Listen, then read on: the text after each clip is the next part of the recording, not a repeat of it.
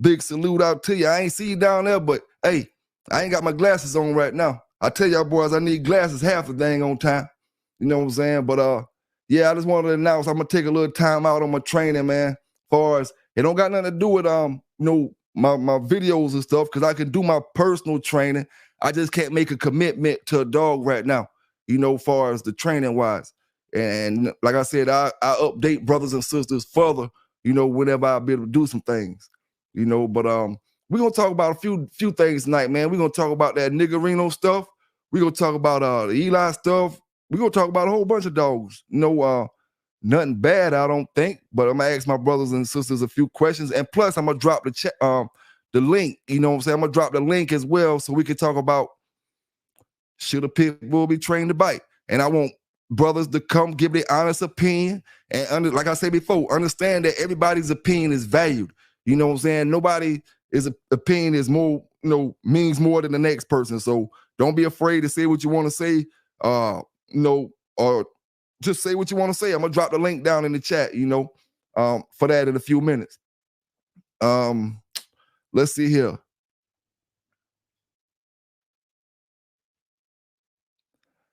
Well, I'm gonna go ahead and start off by talking about niggerino. I don't got nothing bad to say about niggerino, but I did some research on niggerino. Just like a lot of the older dogs from the past, he wasn't bred to a whole different group of dogs. When it came to niggerino, he did a lot of Eli breedings. Most of his breeders was did back to Eli females. And I'm not talking about niggerino dogs. I'm talking about niggerino himself. A lot of his offspring are breedings bred directly back to Eli dogs.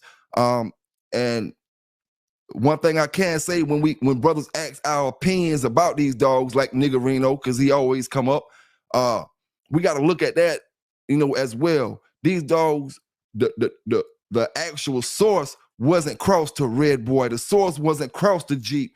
He didn't cross to a Bolio female directly from him. I'm saying, and different things like that is ways you find out, how dogs breeding and stuff like that, and which dogs is producing the best, and great dog. We can't say nothing about niggerino, but when I look at his online paired offspring list, it's not a real big offspring list, and that's a good thing sometimes, because when a dog produce a lot of good dogs on a small offspring list, that just show his production rate.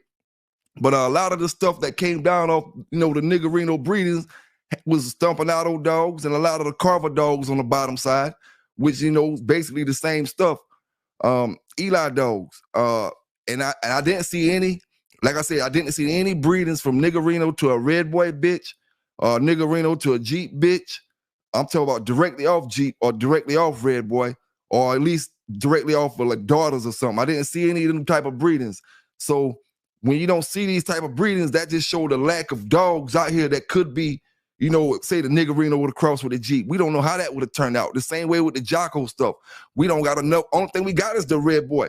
You know what I'm saying? We don't even got nothing else to say. Jeep Jocko, Bolio Jocko. You know what I'm saying? It's always Red Boy Jocko and then something else. You know what I'm saying? Because of the lack of breeding with Jocko. Same way the lack of breeding with niggerino. But I think, make some great dogs. I didn't talk about, I didn't bring them up tonight to talk about nothing bad about them.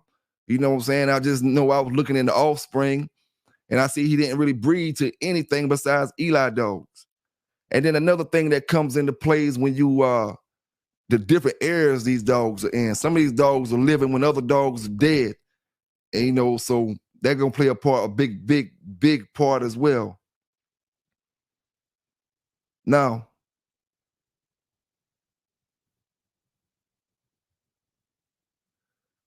I wanna bring up an issue we was talking about I think last week, because I can't let brothers get away with this right here. Y'all trying to diss my boy Stubby last week now. I gotta represent for the core out there now. We gotta represent for the core, man. Oh, that ain't it. That ain't no Stubby. That's old Fletcher. My fault. We gotta represent for the core.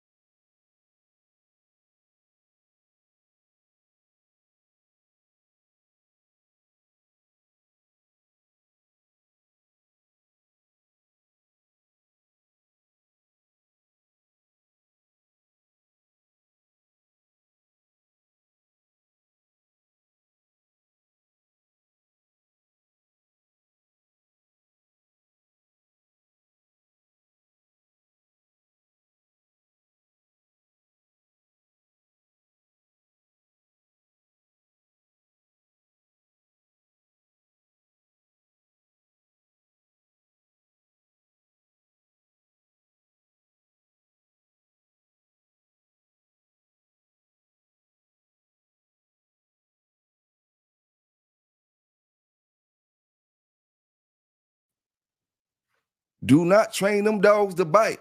Do not train them dogs to bite if you ain't putting no obedience in them. The first thing, see, that's the one thing I noticed when it comes to these brothers with dogs, right? You think getting this dog to bite is gonna be easy. So that's the first thing y'all brothers like to do when y'all get a Molly Wild, get another dog that y'all trying to train. The first thing y'all jump to doing, because you don't want to train the hard stuff, the sit, the stay, the come up. It ain't even hard, it's just the boring stuff. You want to jump straight into the sicking them on them. And that's where you always fail at. You know what I'm saying? Brothers want to train an animal, an aggressive animal, and dog don't have no obedience in them, period. You should be thinking about nothing but obedience. Once you get that covered, then you start working on whatever else you got to work on. You know what I'm saying? Training that dog to do any kind of growling, anything. And you're not talking about putting obedience in them. You already on the wrong track already.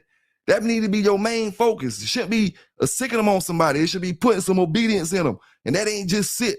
And that ain't just stay. It's some real obedience. Can you control that dog? You know what I'm saying? Now you can take it to another level. That's why they say it's levels in this dog training stuff or whatever. It's just like it's levels to everything. You know, just like it's levels to everything. Now, what I want to say is, brothers in this pit bull game need to start being a little more nicer to brothers, you know, that ain't in the pit bull game, that voice their opinions about certain things, you know, because I noticed if you're not in the pit bull game and you're in another breed of dogs, you know what I'm saying, folk try to play you certain ways like you don't know what you're talking about or your word don't mean nothing. And reason why you need to start being more nicer to people, you know, reason why you need to start being more nicer to people, because everybody commenting about these pit bulls, training them to bite, but none of us are dog trainers. So we actually stepping out our league, commenting about something that we ain't even gonna do and we don't do. You know what I'm saying? So if we gonna play that game like that, we gotta be nice all the way around the board. We can't be treating them folk out there with them other breeds all kind of ways when we got a million people up here commenting about training that never touched, never did, never picked up a clicker, never went and bought no treats, no none of that shit. All they did was roll a dog. You know what I'm saying? I don't give a damn how much you roll a dog. Training is a whole nother lane. You know what I'm saying? Stay in your lane or either respect everybody else when they come to voice their opinion about certain things. Because, you know, I see a lot of brothers voicing their opinions. And that's why I say tonight, if anybody want to voice their opinion about that, you come up here and you do it because your opinion matters. Whether you say, forget that, don't train the dogs, or do train the dogs, I ain't going to say nothing about it. That's your opinion. That's how you feel. You know, it is what it is. But I say brothers need to start being more correct and more nice to the people who not in this breed and feeling like, oh, you superior, or your voice and what you say is more superior than that person because they're a Rottweiler person or they're a Schnauzer person or something. And you thinking because you got, you know, these many years in the dog game, you can, what you say gonna trump what they say. But yeah, you voicing a lot of opinion about training. Don't know one thing about training. Now, big question I want to ask brothers real quick. You know what I'm saying? I'm going to ask brothers this real quick, and we can go ahead and get on into it. Now, out of all the pit bulls, I keep hearing brothers say, don't train these dogs to bite. Don't train these dogs to bite. Don't train them to bite, right?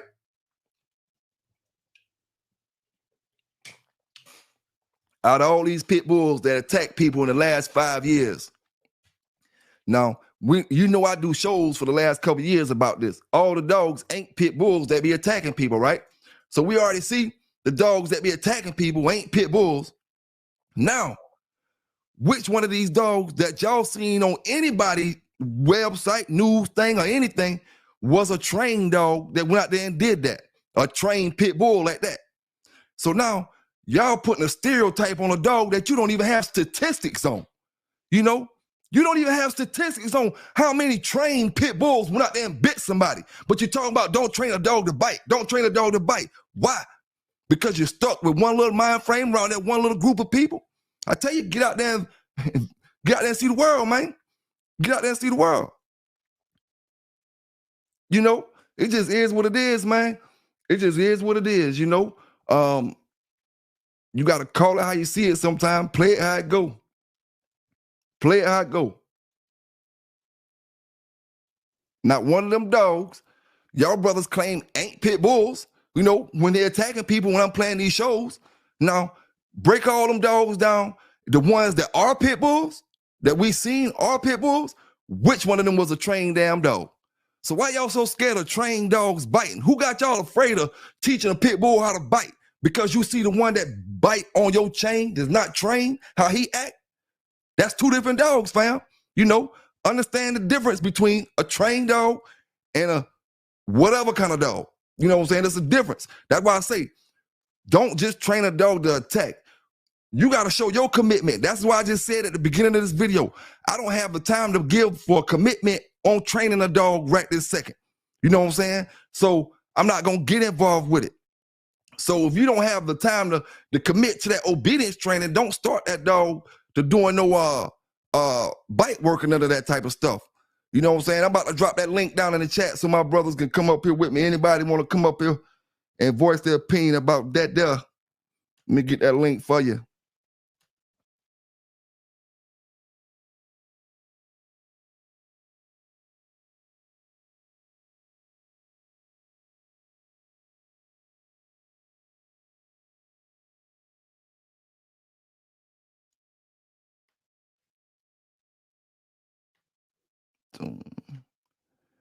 Y'all want to get up there and voice your opinion on that, man? They go to the link down in the chat. Should a pit bull be trained to bite? You know, don't worry about what I think. That's just my opinion. Give me your opinion, how you feel.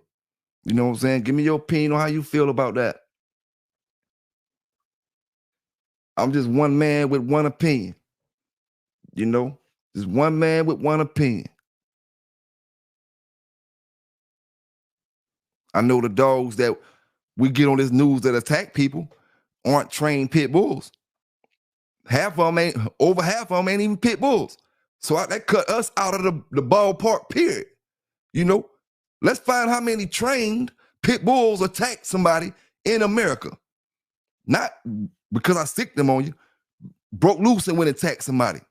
What's the statistics on that? You know, I don't know, man. You know what I'm saying? I don't know. Now, I do want to touch on a point that Brother Samurai made, a good point. Now that I'm talking about this training real quick, because we about to get into that game dog stuff as well. We ain't all that, but I want to touch on this real quick.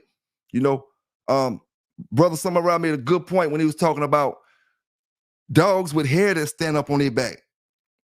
Understand this. We as working dog people do not want no dog that hair stands up on his back.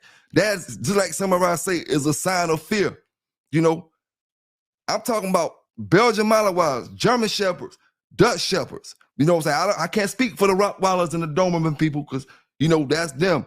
But Belgians, Dutches, Malinois, brothers do not want dogs that hair to stand up on their back. I'm talking about puppies. If you got a puppy and his hair standing up on his back, that's showing a trait that it might be a fearful trait that we look for already, and we might not want that dog, you know, because he might do that fearful biting. He might be too aggressive for what we're trying to do, you know, because look at that hair. That hair mean a whole lot. We want something. We want dogs that go straight in for the bite, straight smooth back. No, straight smooth back. We don't want no hair flicking up on no, you know what I'm saying, on no back. Now, y'all brothers who got them German Shepherds and all that they stay back and they bark and they hold the back look like a wolf when they start getting mad and all that. That's it. That's what we ain't got. You know what I'm saying? That's what we don't got. You know, and I heard a lot of brothers talking about miles. Listen here. I'm going to say this before I get off this. A lot of brothers ain't never dealt with a mile in their damn life. And I can promise you, if you ain't ever dealt with a mile in your life, you have no idea what a mile bring to the table. You know what I'm saying? Mile is worse than a pit bull. You know what I'm saying? Let me let these brothers up in the booth real quick, man. Yo, what's going on? What's going on? What's up, bro? This full bite Kennel. What's going on with your big dog? Coolin', man. I'd just like to say, I have a partner, man. He got a pit bull, man. He a working pit bull. He use it for bite work. I'm gonna say when it come down to that, it all come down to the handler. If you're an inexperienced dog, man, if you specialize in one breed of dog, and you're a backyard dog, man, then you don't need to have a biting pit bull. Yeah. Because I mean, you talking about a dog that's gonna be on 150 when it's going. You know, like when you turn that dog up, that dog gonna light up to 150. He gonna be on go. He gonna be past the Malinois and mind frame. Yeah. I mean, he gonna be way past. It ain't gonna be hard to cut off. You know, you got Malinois hard to cut off. Imagine when you cut that pit bull on, what it's gonna be like to try to cut him off, man. If you not a real seasoned dog, man, that ain't something I would suggest you do it. You're right about that. That's why I made the statement what I was making just now. You got to start with that obedience. You got to start with that obedience. Say we talking about a pit bull. Right. You got him fully obedient and he turn on, just like you just said it now. Some Malinois you can't even get out. Right. You know what I'm saying? Once they get turned up, they on it. Right. Man, I've seen dogs. You can have that e-collar on high, and it's time to out that dog. Yep. Man, that dog still ain't trying to come over. Man, he hollering and whining from getting shot, then he's still taking hold. Yep. And you know, truthfully, police don't even tell their dog out. They just choke them out. It's what they got to choke out. They don't make their dog out. Come back, none of that shit. Exactly. Most of them have hooks to hook the dog off. Mm-hmm. Yeah, they don't like to recall the dog, how the dog. That's in sports work, man. You see a lot of that on TV. See those dudes and shuts in and doing that. Them ain't real life situations though. You know what I'm saying? Yep. Now, I'm gonna say this. Now, when it comes to outing, the only way you're gonna need to use that out if that dog get loose on the wrong person. Right. Now, hopefully that's a slim chance that ever happen. But if you ever have to send him to somebody, the hell you worrying about out for? I'm sending him on you, and I ain't gonna send him on you to his life or death situation because I know the seriousness of the situation. So when I send him, he can stay on you till the police come. Far as I care, we can work on. We'll work on you to know how it gotta go. But shit, you know what I'm saying. But I ain't stressing on them coming out. If you bother me or something as far as getting them off a innocent person, if I need to get him off, then yeah, that's when he needed out or come out like that. But far as when we send him at somebody and he all the way turned up, that's a life or death situation. And if it's Schutzen, you can see brothers got Rottweilers, Cane Corsos, German Shepherds, all that, and they be like, out, come, whatever, out, and the dog still biting on the man, whatever, ain't coming. Right, he not even coming, and he not even. It's not a real life situation. Yep. Can't get him to come back. So I mean, like, imagine if it's serious. Oh yeah, and the dog can tell all that stuff. He can tell the person ain't scared for real, and he don't see no blood, and he don't feel no bone, and right. When it's a real fight, it's a real fight with a man. You talking about a dog? You talking about a dog who go off of domination? All dogs go off of domination. Their whole thing is to dominate. You feel me? That's why a lot of dogs, like you hear the old timers say back in the days. They say when they was doing dogs, man, the dog would stop. Dead, just stop. That's because he just dominated the dog. I mean, like he done dominated him, so he stopped. That's just like in pack animals and wolves. You'll see two wolves, they'll be out there, they'll fight, and then all of a sudden he'll just stop because he done curved the other one out. Ain't no need to kill him. Yep. Hey, y'all boys remember what he just said, because we're gonna talk about that in a few minutes too. What to do when one quit like that on top, and he done kicked ass, and all of a sudden there's a light switch. He just say, fuck it, I'm gone. You know what I'm saying? He just leave. He done kicked ass about 30 minutes straight, and he just jump up and say, fuck it, I'm gone. That same thing a wolf or something will do in the wild, like you just said, And that's true. PBK. What's going on with your big dog? Man, listen, man. Thank you for bringing the news, brother. We got to hear the news, man. A lot of people don't know how important the news is. So, I just want to say this right here, PBK. You know what I mean? And I want everybody to understand this here. Just don't try to make an exception the rule, bro. Yeah. See, things that you talk about a lot of times when it comes to bite work. See, I ain't no dog trainer. I just love dogs. So I automatically gonna go against not only just a pit bull. I don't like animals that bite, that have the potential to hurt me. But I ain't scared. I'm gonna take that motherfucker down. Period. Mm-hmm. But on the top of that, I'm just saying, like, you know, a lot of people gotta understand. Don't make the exception the rule. Don't think a PBK could do that. Your ass could do it. Right. Yeah. And that's it. When y'all talk about people, you see the dudes talking about, like, Samurai was talking about the dog house standing up on the back of the neck. Some people don't even know what that is. You walk your dog, see the house stand up on the back of the neck. Oh, he ready to get out. Yeah. You feel what I'm saying? Yeah. Like, bro, you can't make the exception the rules, bro. And I'm not saying, I just discourage people because at the end of the day, the reason why I say that is because I believe all dogs is bred for a certain thing. You know what I'm saying? Like my cousin them up in Georgia, they got Great Pyrenees, bro. It's a beautiful dog, but it's been bred for centuries for certain things. German Shepherds, Belgian Malinois, you know, they all come down. Rottweilers. These dogs been doing this for years, bro. And I'm not saying don't do it. I'm saying do whatever you want to do, but don't make the exception the rule and just be man enough to say that. Say, I taught him that. Because I never heard of people banning other dogs other than these dogs, bro. Yeah, you're right. Pitbull, the only dog to get banned across the whole world. And you already at a disadvantage. I'm gonna say this, man. And when you're dealing with the Dutch Shepherd, Malinois type dog, bro, a lot of people don't understand when you get into that bite work, man. You doing this bite work with these dogs, and you have to put pressure on these dogs. Some of these dogs, man, they don't respond well to pressure, and the dog will turn around and eat you. Yeah. See what I'm saying? And I'm gonna tell you something. Another situation that happened. Now I got a friend, right? Best friend. Mm-hmm. So now he got two Belgian Malinois. Took him to school. You know what I mean? You know the whole process. And he got it done the right way. You get what I'm saying?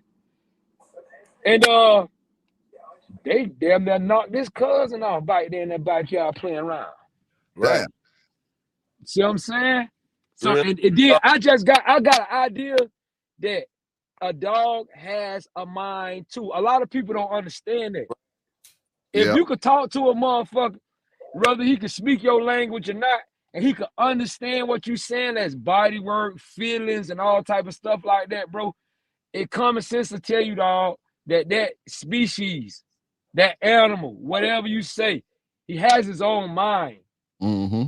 Right. And I think a lot of people have to respect the fact that if you got your own mind, just like in slavery times, you can slay the body, but not the goddamn mind. Yeah, one day become conscious of your own thought, right? Yeah, so even the dog gonna understand one day he can do what the fuck he want to do. Yeah. Not saying that all of them is like that, just like I said. We can't make the exception the rule. Right. We can't make the exception the rule, because I know, like, some dogs is a great dog. Not even a pit bull, just any, like, whatever you want to call it. It's just a great dog. And he love everybody. He love the kids. It's just this one motherfucker come over there, and he's showing his mind, and he ready. Right. So that's what I'm saying. You just got to really just pay attention to it. You know, if you're going to do it, pay attention to it.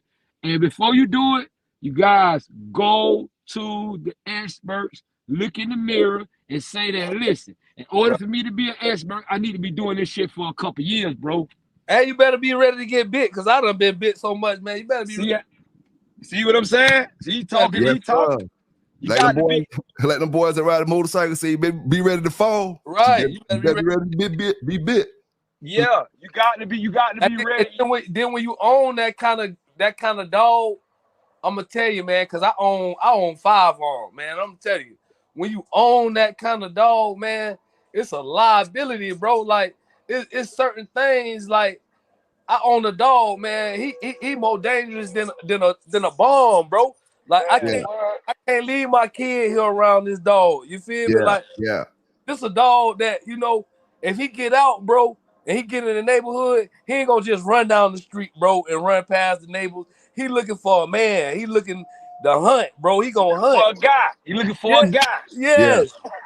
He don't care who it is, bro. Yeah. And you ain't gonna be able to say, "Oh, puppy." No, he don't even understand. Mm-hmm. And a lot of people don't understand that animal has its own mind. Right. That's a very important thing that you can never. That's why they listen to you. That's why they're trainable. You can't train something without a mind, bro. Oh yeah. No matter how much you train them, they gonna always do what they want to do at the end of the day. He got his mind. That's why they quit. That's why they stop. Just like you say, I don't want him to stop. But he, like his bro say, he punished him up and beat him up and down the street. How much you want me to beat up on the homeless?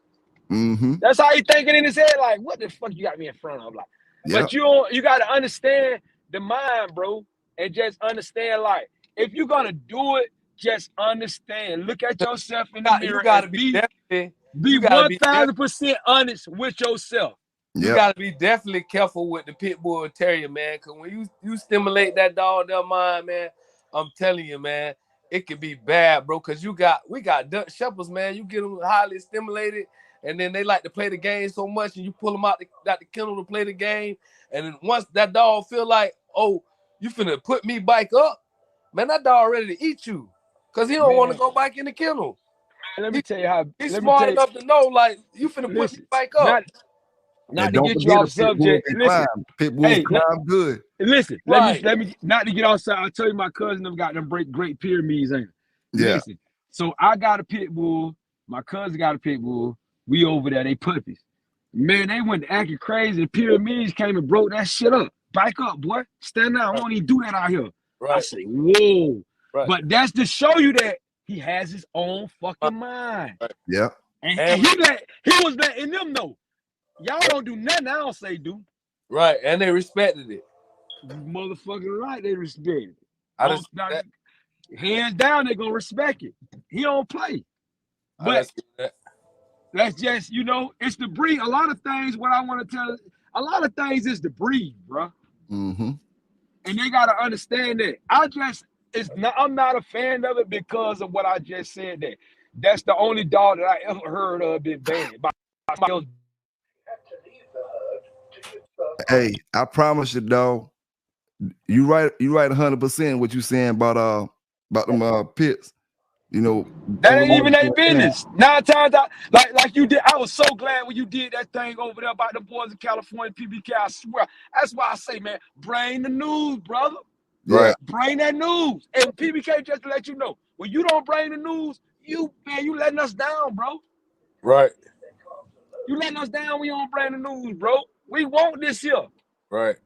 Well, let me give you a little bit. Let me give you a little bit real quick. Let me just give you this one little article real quick, because this is an update from something that I gave y'all brothers already before. Y'all remember the 146 dead dogs when we was talking about that? The 146 dead dogs. So now I got an update. I got the update for y'all. Like I told y'all, we was waiting on to go to court and all that. So let me play this video for you, give you the update, and we're going to talk about it real quick. Just give me a second, my brothers. Barbara Weibel in May 2012 when Fox 8 caught up with her and other founding members of a dog rescue organization called Canine Lifeline at an adoption event in Macedonia. It's great to watch people get excited about meeting their new dog. This is what I wanted to do all my life. It's what we're here to do. Weibel became the center of an investigation that started when she collapsed at a residence in Parma, leading to the discovery of deceased and neglected animals there. Investigators led to her residence in Manaway, where 146 dead dogs were also discovered, many in cages. Residence One neighbor says Weibel may not have visited since October. It was very windy in the fall, and so branches fell down over the driveway, and I could tell that they had been there and not crushed, so I knew that there was no traffic in or out. Of the APL in Portage County won't tell us whether they had been to her home ever for an inspection or even alerted as to something at the homes. They're not commenting on anything during the investigation. The neighbor tells Fox 8 that animals were rescued from the home last July. APL people, they were here last summer. You're sure about that? I am 100% sure. Why so many dogs were being kept in the private home of the charity's president isn't known. A tax document from the rescue in 2019 shows Weibel as their principal officer, with revenues of $192,000 and expenses of more than $200,000 for an operating loss of more than $9,000. As far back as 2012, when Fox 8 featured the rescue, they were bringing dogs here from southern Ohio, Kentucky, and Tennessee. The neighbor's border collie, Piper, one of their rescues, but she said she never dreamed of the nightmare at the Manaway home. So these dogs have terrific personalities. They just need a chance. Like, I couldn't even fathom that amount of dogs being left behind and abandoned. In Manaway, Ohio, Dave Nethers, Fox 8 News.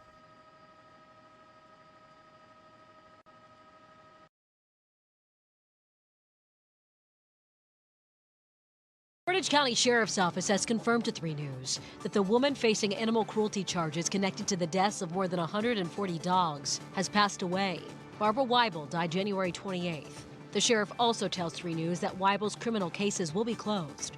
Those cases date back to June of last year when authorities found dozens of dead dogs locked in cages at Weibel's properties in Manaway and Park. Yeah, that's crazy, man. I'm doing an update on it. Found out old Barbara Weibel passed away, man. You know, you never want to hear something like that, no matter what the situation is. You know what I'm saying?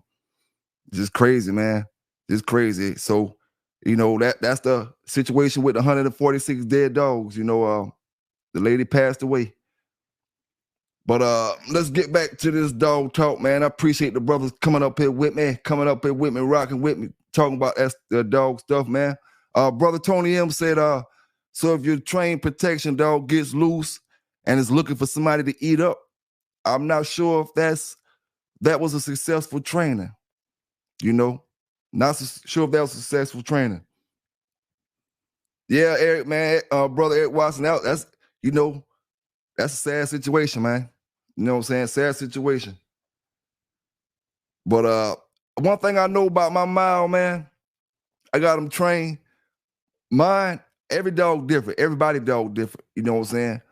Only way mine gonna get loose and go get somebody if he already got them targeted before he's going crazy on the chain or something. And he already got them targeted on the yard. They, like say if they walking by messing with him or something, or if he got them targeted and he get loose, then he gonna go after him.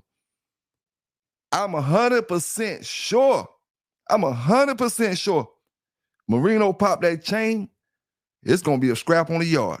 My dog going to another dog. You know what I'm saying? He ain't leaving out the yard. He going to kick some ass or either get his ass kicked. You know what I'm saying? That's his the type of mile he is. He just got a little dog aggression in him to the point where he ain't leaving off from around all them other dogs. He going to the females trying to hunch.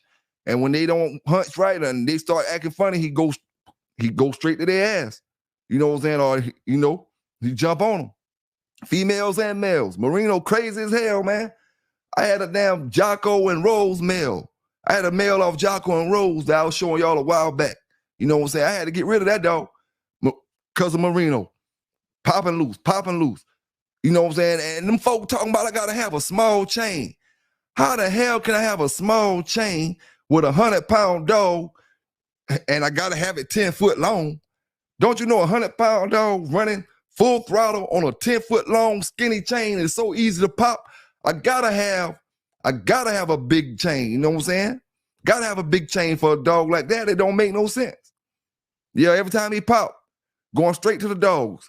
You know what I'm saying? Shit, I was back there one time, but another time I wasn't. I looked back there, seen a whole bunch of dust. Hey, that motherfucker crazy, dog. I ain't gonna lie to you.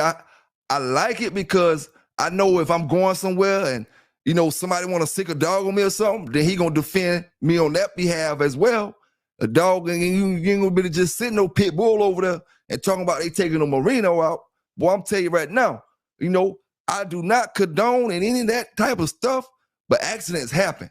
And when they happen in the past with Marino, I'm talking about no growling, none of that straight shaking pit bull style. I don't know if he learned or what. Oh, he ain't seen no dogs going. He just inherited. You know what I'm saying? That motherfucker crazy. Tucking, going in the legs, all that type of shit. That motherfucker made me faint last time he damn got loose on the chain. Man, I was out there by my damn self trying to break that shit up. Man, I was out there, boy, look here, I was getting so tired. I can't have no breaking sticks because I'm going to be looked at like a bad man. So I'm out there trying to hold him, keep him at the edge of the leash, keep him at the edge of the thing. Man, him in the pit locked up. Man, listen here, man. Boy, I had hell. You know what I'm saying? That's why I know if he get loose, I might, have some problems on the yard unless he targeted one of the folk coming by. And, you know, kids do stuff a lot of the times, you know what I'm saying, that they don't really understand how deep it is. So you got to think for the kids sometimes. You know, kids going to do stuff and they going to think it's funny. You know, you got to think for them when it comes to when you got a dog that's, you know, attacking people. You got to think for them because even if they picking at the dog, you know what I'm saying, you're going to probably still be in the damn wrong unless they just went over there straight up and fuck with the dog. You know, so you're going to still be in the wrong. But yeah, that's sad about old Barbara with K9 Lifeline, man. But let's get on to some of this stuff, man. We're going to get back on to some of that keep stuff we was talking about last week, man. Mastering of the natural keep. You know what I'm saying? Do your research on your B vitamins. You know what I'm saying? To keep your blood count high. You know? And one thing I found out, you know, everybody dog different, like I said. But one thing I found out is that red cell that brothers like to talk about sometimes, man, your dog don't like that shit. You got to give your dog that stuff with a syringe because if you put it on his dog food, you know, some dogs will go eat it up, but the ones that I put on the dog food, they just left the food right there and wouldn't mess with it with that red cell on it. You know, the smell of it, I don't know, man. Some dogs just don't like it, you know, but I guess if you give it to them in a syringe, you know, you all gravy. You know what I'm saying? Do your research on your vegetables. See which vegetables are healthy for the dog and meaningful for working dogs. You want to give the dog something that's going to be beneficial to whatever you're trying to do. You know what I'm saying? Whatever you're trying to do, don't be just giving them a vegetable just because it's a vegetable. Make sure you know that the benefits of that vegetable that you're giving. You know what I'm saying? Make sure you know that. Now, back to what we was talking about with the hand walking versus the treadmill. You know what I'm saying? Can your dog work his flirt pole? Can your dog work his flirt pole or spring pole after a hard treadmill run? After you done took him out there, burn him out on that treadmill, can he work the flirt pole or the spring pole after that? A lot of brothers' dogs can, but if he's done got tired all the way out on that treadmill, most likely he gonna go, when you tie him up, he gonna go straight to the water bucket. You know, if he don't go straight to the water bucket, that means he too tired to go to the water bucket. He just gonna catch his air for a few minutes. He gonna sit there and breathe until he get the panting down a little bit. Then he'll go to water bucket. But when you walk that dog, give him a good long hard walk or run on a bike, however you do it, your thing. When you come back, you can still spring pole, you can still flirt pole because the dog built up his tolerance. Not necessarily his tolerance, but he learning how to control his air. You know, learning how to control his air. See, one thing like I say, everybody keep different. And you can use somebody else keep, you know what I'm saying? And it'll never work for you. It's what we call trial and error. Get everybody keep whoever you want to take advice from, but you still got to do trial and error and use your own strategy or whatever. You know what I'm saying? But at the end of the day, an old schooler told me this back in the days, you know, how to handle certain things. You want to come work that dog specifically how he going to be at that show. Whatever kind of work he was going to do at that show. So let me give you an example. Back in my days when I was in the Westerns and all that type of stuff, you know, Wild Wild West days, what I would do, my first 5 or 10 minutes would be a lot of energy. You know, he told me to use a lot of energy my first 5 or 10. Now, with the stuff that I'm saying, don't take this for law, brothers and sisters.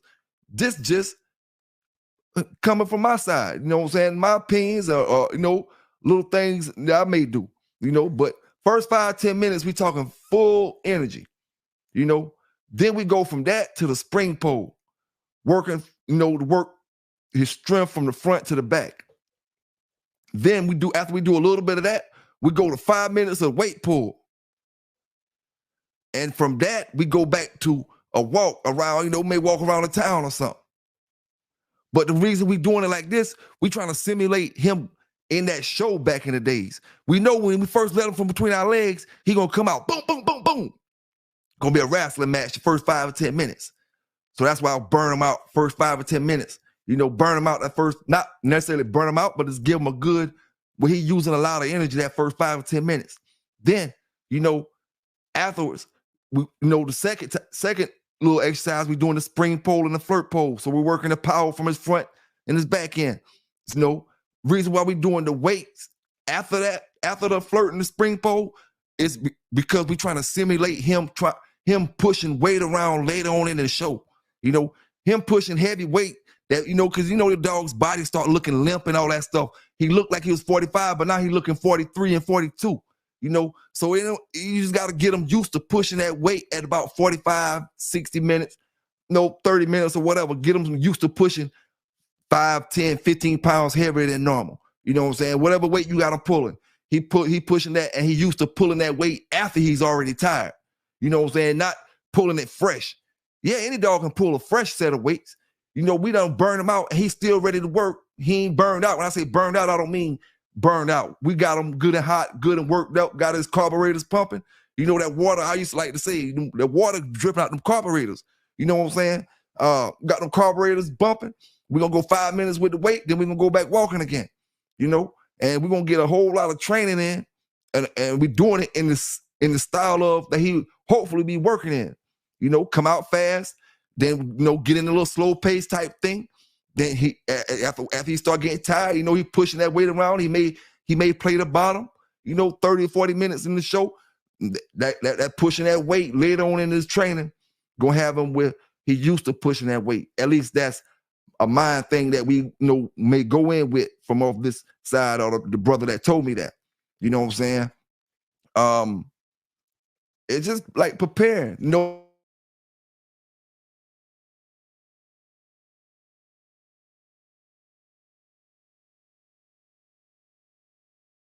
trick had two benefits to it, and the other one had one. The first one was muzzling. I think I spoke on this on a video a while back. You know, it's when you take two dogs, muzzle both of them off, and you scratch to them over and over and over and over. You know, mind training. You training this dog. This is before I even thought about training dogs and all that type of stuff. You know what I'm saying? You training this dog to understand what he needs to do when he get between your legs. Me and my partner get there, and we put the muzzles on these dogs, and we let them scratch 50 times. We don't let them wrestle. We let them scratch. As soon as they touch, they going to do their little wrestle thing. We grab them. At the same time, it's helping us with our handling. We grab them, we taking them back, put them between our legs. The dog scratch 60 times. We ain't worried about them stopping. You know what I'm saying? We done seen them go over and over and over and over. Although pressure is a whole different subject, you know, muzzling, when you muzzling, you ain't got that pressure on. But I said it helps in two different ways. So let me tell you the other way it helps, other than scratching. It helps. I heard it helps with the stomach fat. You know, when you got a dog in the muzzle and he's trying to, see, when the pit bull is trying to get the other pit and both of them muzzle, he's using all his stomach muscles because he's trying to growl. He's trying to open his mouth. He can't do none of that.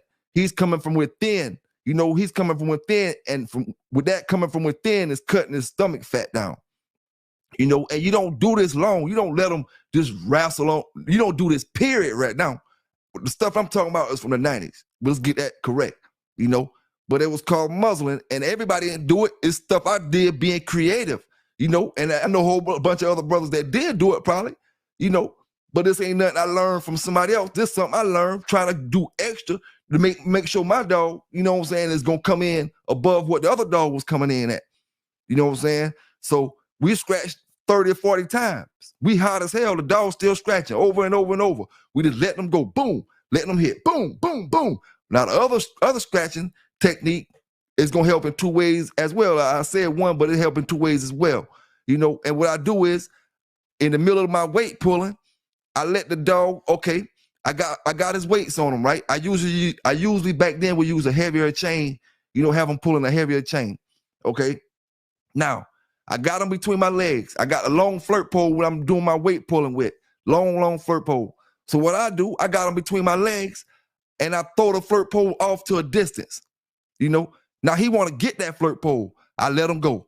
I get to the flirt pole before he do because he got the weights on him, so he can't run as fast as I could. You know, all this training gonna help train me as well. There's no real dog conditioning that you can do. Dog conditioning ain't meant for a lazy man. Let me put it like that. You know what I'm saying? No matter if you're conditioning for a treadmill, confirmation, whatever. You know what I'm saying? It ain't meant for a lazy man.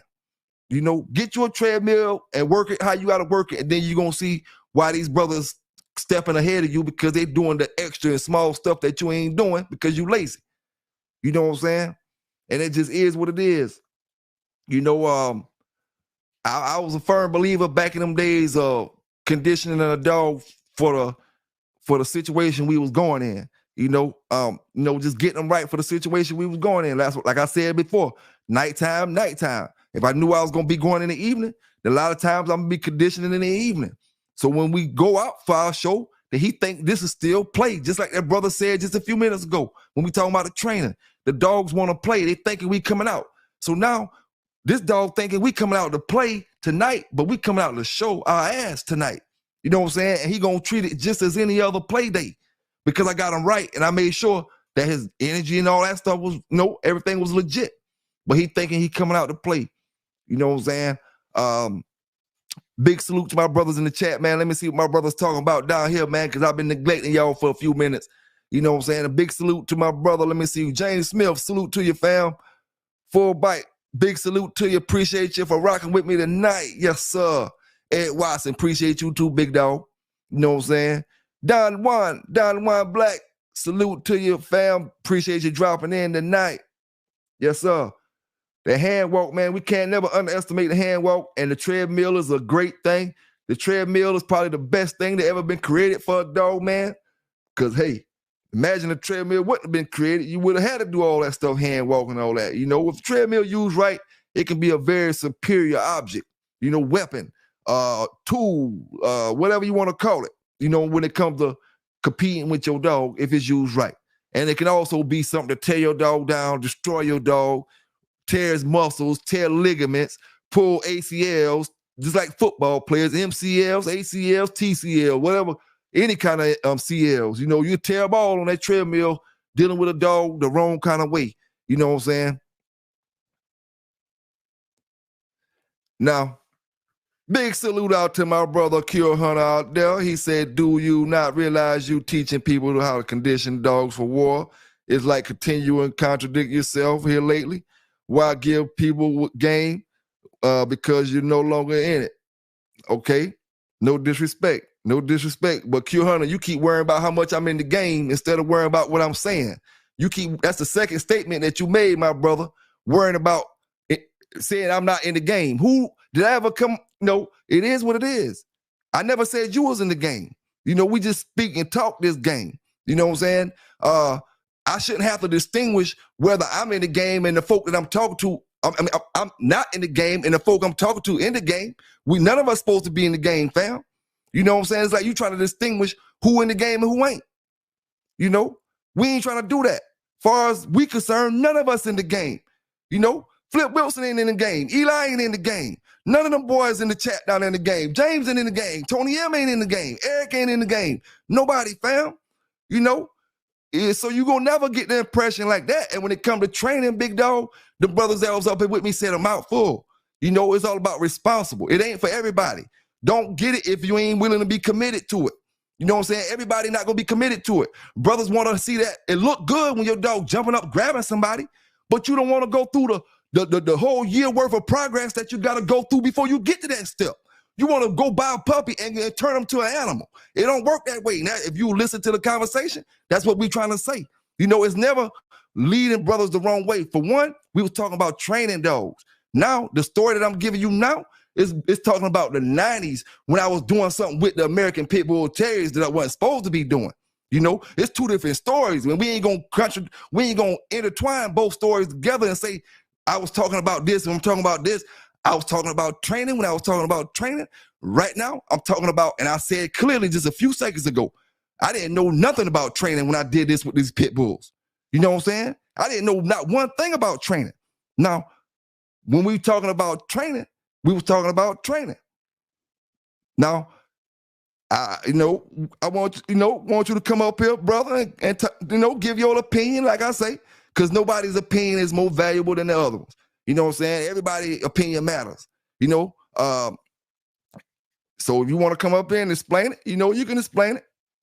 You know what I'm saying? But shit, I can only, one thing about it, no matter what I tell you, you're going to condition your dog, Hey, let me drop that link. Let me drop that link down in the chat real quick from our brothers. You can condition your dog. We could talk about conditioning. And that is dangerous. It's any dog that you train to bite is dangerous, man.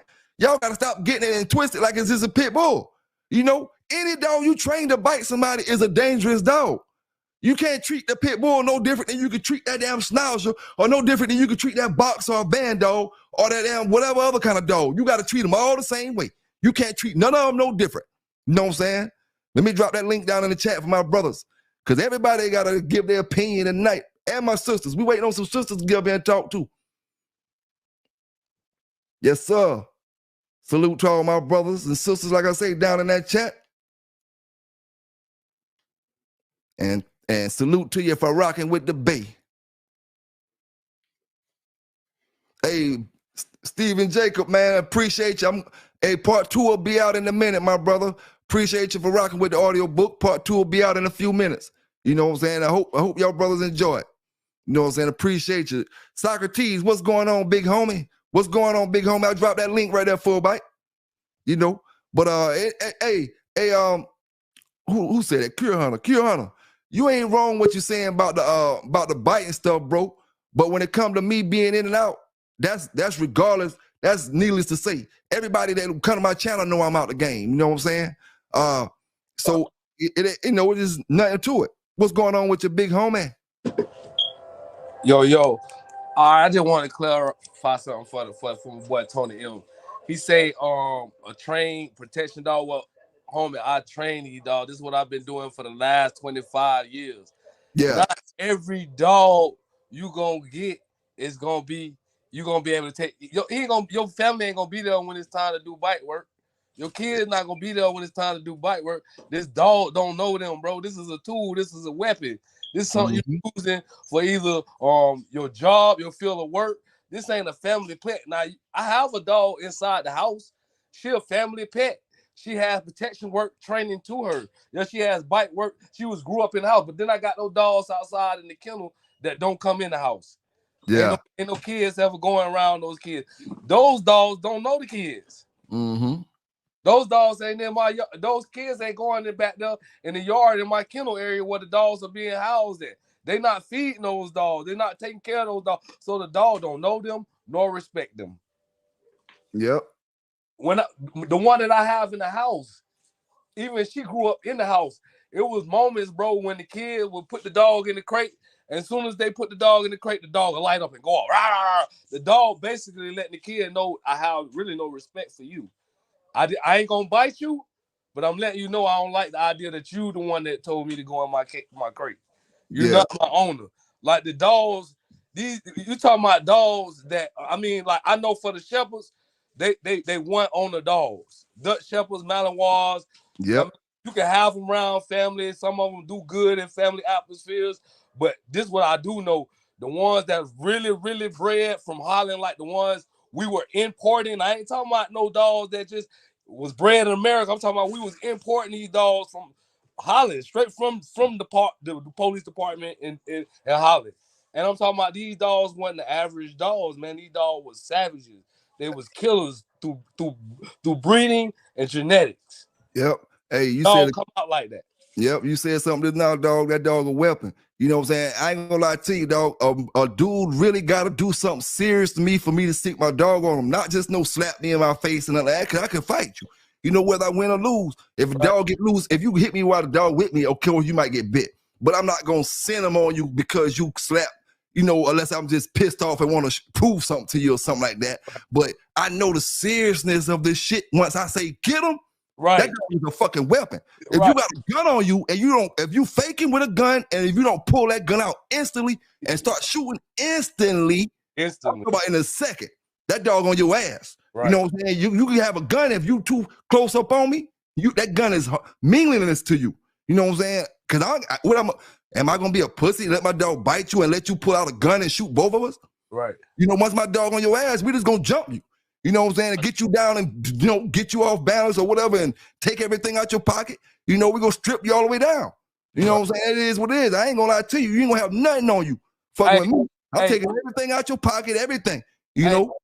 Hey, PBK, now these boys, they talking. Now, you got the boy Shield up there in Canada. He one of the best protection dogs trainers on YouTube. I would say he big on YouTube. He got the biggest name on YouTube. Protection dog. He went to Holland and imported a dog too. The dog Mace. He imported the dog, bought the dog here. He done tried to sell this dog 3 or 4 times. Every time he done sold the dog to somebody and they got the dog was fine for a few weeks, for a few times, but it's just that certain episode that triggered that dog, and the dog light up and eat their ass up, and he end up back with the dog. Yeah, he a damn he probably is a bad dog. Hey, yeah, Steven. Hey, I'm gonna tell you right now, I send mine on you. Shit, I'm gonna go ahead and take everything in your pocket. You know what I'm saying? Run that shit. You know what I'm saying? Hey, thing about it, like I said, I don't play no games. I take that shit serious. You know what I'm saying? You can't just talk no trash to me and I'm gonna send my dog on you. You can't do none of that. I'm gonna send my dog on you. You can't. I know if I can handle myself in a situation or not, or if it's too much. And the common sense tell anybody, if you go hit a man with a damn dog in his hand, you're gonna get bit. I don't care if the dog trained or not. You're not gonna go hit nobody with a dog in the hand unless you just don't give a fuck. So it is what it is at that point. You know what I'm saying? But far as the dog attacking somebody when the owner not around, hey, it is what it is, man. One thing about it, that's why these dogs aren't with everybody. They're not meant for everybody. I'm talking about the Malinois and the Dutch Shepherds and stuff like that. They're not meant for everybody. Them dogs, people underestimate them that don't deal with them dogs, but them dogs are ferocious. Them dogs are just as buck as pit bulls. They might not get the drive that pit bulls have as far as the intensity and the ferociousness, but them dogs do a whole lot more than what a person think. Like they think you can call a Malinois off all the time. All the time you can't call them off. Just like you were saying earlier. Sometimes them dogs, when they get tuned all the way up, they tuned up. You know what I'm saying? And ask yourself, do you really want a Malinois that somebody can walk up to when you're not around? Whoever, you know, everybody who making a statement, you know, nobody's wrong. Like I said tonight, we just talking about certain things. 50 pounds. Do you want a protection dog that you training for protection and somebody can walk up and steal? Right. You know what I'm saying? I mean, just ask yourself that. The dog's supposed to bite somebody he don't know. This dog's smart. You know, this is a herding dog. He keeps things away from coming into the yard. You know, that's what they train for. You know what I'm saying? And you can't feed them through the gate and all that, though. Huh? You can't feed him through the gate. No. Hot dog through the gate and he gonna wag his tail. No, ain't none of that. Ain't none of that type of stuff going on.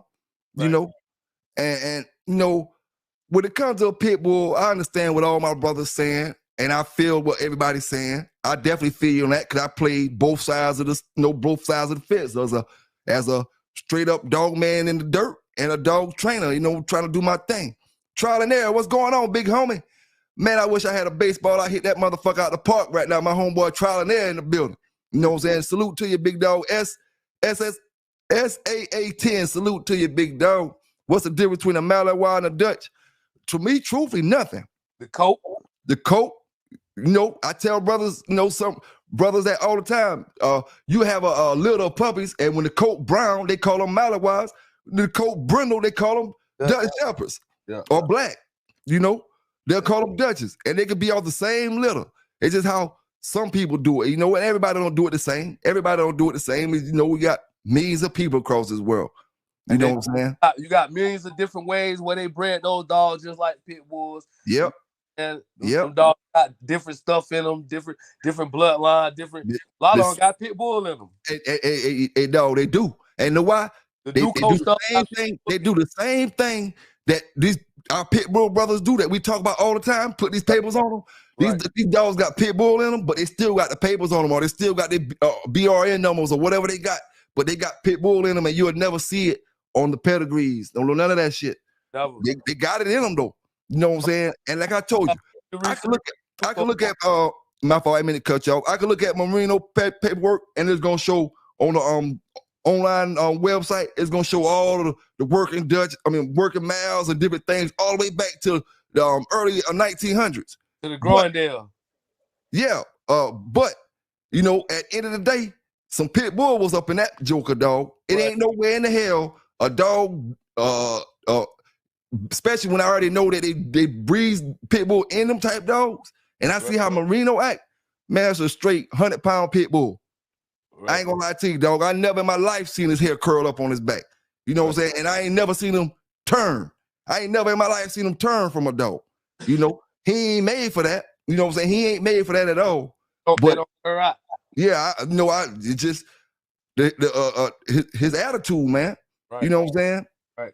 It's his attitude. But yeah, man. One of the brothers said something in the chat just now. I wanted to drop on just now. I see if I can find it real quick.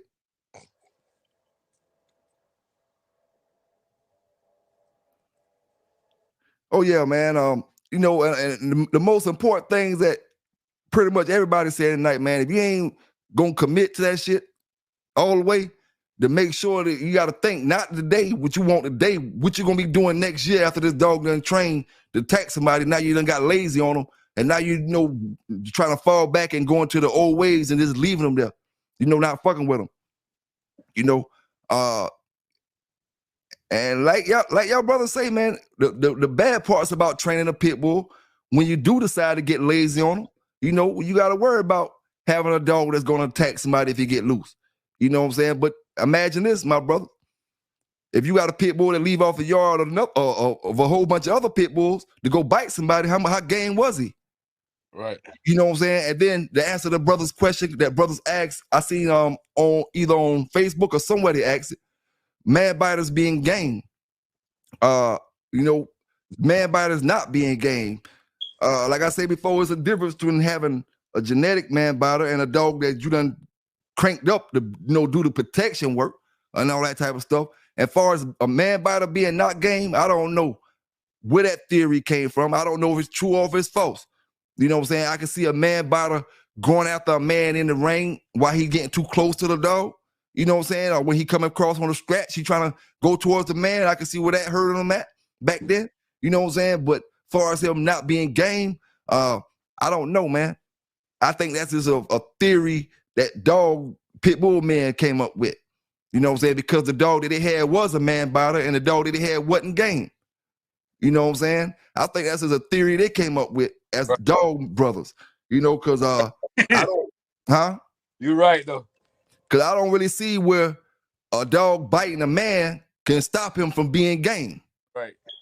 Far as him being genetically aggressive or just crazy as hell after people, I don't see where that can stop him from being game at.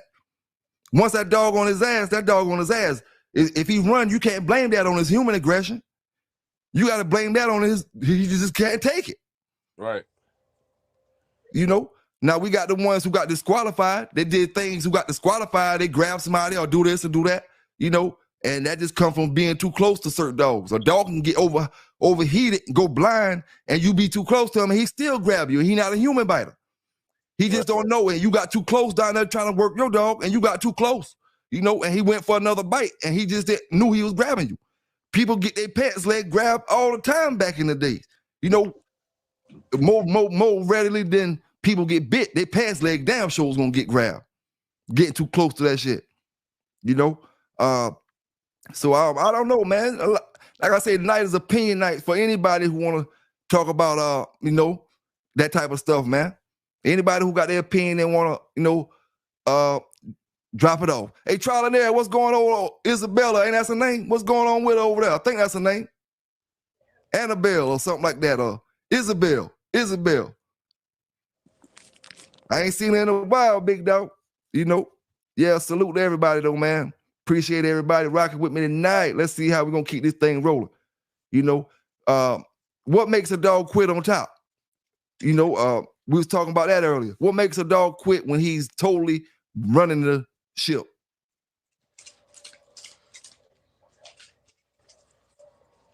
You know what makes him quit, dog? Any dog. What make any dog quit when he on top? No matter if it's German Shepherd, Malinois could be taking a man out, beating him up, and just break off running. You know what'll make a dog leave when he on top of whatever he on top of?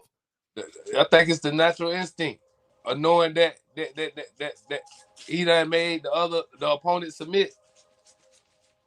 Like once he done feel like he done conquered, it's a natural instinct. That's what the wolf do. The wolf, the alpha don't beat up. He don't kill the other wolves. He just beat them up. Mm-hmm. He don't kill them. He got the option to kill him. He the biggest, most powerful dog in the pack. The most experienced. But he just beat him up though. So do you think in his mind when he leave from off top of that dog, you think he already won? He just is going back to nature. Yeah. And he just leaving. Yeah. You know, going back to nature and he leaving the scene. He done kicked his ass. Exactly. He don't think he losing. Exactly. Yeah, I could believe that. You know what I'm saying? Because like I think I said the same thing a while back. They going back to nature when they quit like that. Especially when they done kicked ass and this dog ain't doing nothing. He just hanging in there. Mm-hmm. He ain't doing nothing. And they just and he done curved. Yeah, you could tell when you got this thing on lock when he ain't coming back from it. And then all of a sudden you just peel out. I think that's that old nature, popping up in them. Just like you say, like a wolf or anything else. At a certain point, they're gonna leave. Right. I think it's just a respect for his own kind. Like, not to finish it. In some situations, you know what I'm saying? Like I say, if not this what I do know, like if like it's two different wolves from two different sectors of the woods, like they ain't in the same pack, and then they cross paths, he might kill him. You feel what I'm saying? But everybody in his pack, it might be just like, like a instinct thing. Like he can smell like inheritance. The dog's been inbreed for so long. Yep. Mm-hmm. You feel hey, me? Now let me ask you this too, bro. What do you think about dogs that won't breed? I seen one brother ask this, on the books throughout the week. What do you think about dogs that won't breed? Far as you keep them, you do with them or whatever, but you keep them, or you think that's a bad thing? For us, because I know some dogs that genetically, because I was seeing brothers that say you gotta once these dogs get souped up or juiced up and stuff, it'd be hard to breed sometimes. But then you get dogs who genetically, I know, like you kind of want to introduce them to the females kind of early because you already know how they're gonna be. Once they get turned on, they don't like the damn breed. You know what I'm saying? So you want to introduce them to females on the early end, get them to doing a little hunching thing or whatever, and then whatever you was gonna do with them, you did with them or whatever like that. But I think you just summed it all up too, bro. And it go back to this, bro. You got to be patient with dogs. You know what I'm saying? Because you got a dog 16 months, 17 months, 18 months, 20 months old, and he's showing all the signs you want to see, bro. He's still legit, bro. You know what I'm saying? Like, you really got to let a dog sit up 2 years, 2.5 years, man. I don't care what he's showing. I don't care what he's doing. I ain't mean to cut you off, big dog. Give me a quick second. Salute to my brother Samurai Kennel, and thanks for the donation to the channel, big dog. Hey, I tell you what, we gotta stop. We gotta do a commercial break real quick. Y'all get ready. Y'all better be ready now. That Samurai Kennel Digital Dog Show. Samurai ain't tell me to do this. You know what I'm saying? I'm just doing it on my own. Supreme, I see you down there somewhere. I see your name. Salute to you, big dog. Y'all better be getting ready, man, for that.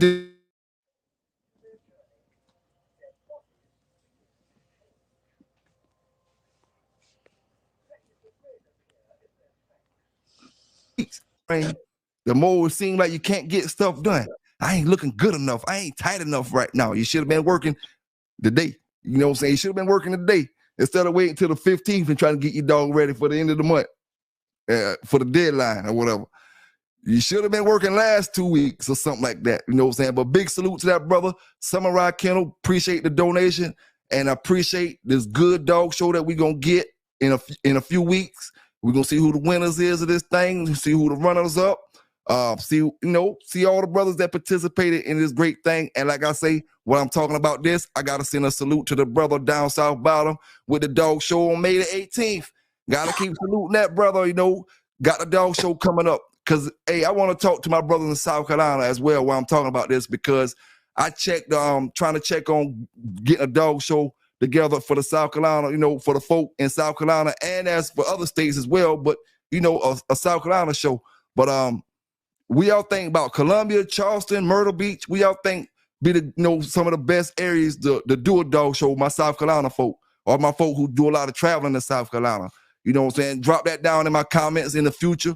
Let me know even on Facebook or YouTube or whatever, where you think some of the best areas to be to do a dog show for everybody. You know, when it comes to South Carolina, Myrtle Beach, Charleston, it can be close to them areas. Columbia, it don't got to necessarily be in the city. It can be close to them areas or whatever you think the best areas are, you know, to do a dog show. But big salute out to all my brothers, man.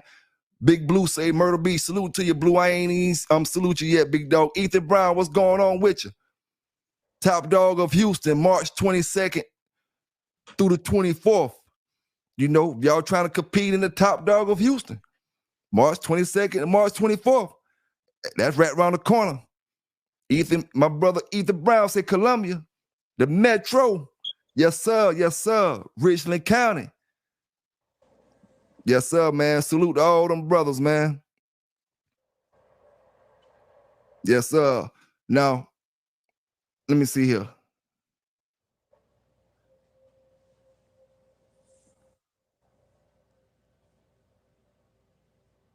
Let me see here, my brother. Give me a second.